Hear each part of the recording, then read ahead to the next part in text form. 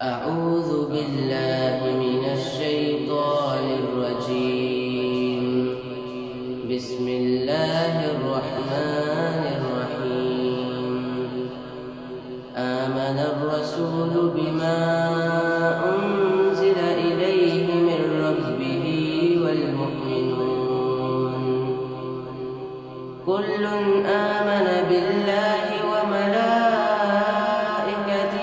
وكتبه ورسله لا نفرق بين أحد من رسله وقالوا سمعنا وأطعنا غفرانك ربنا وإليك المصير.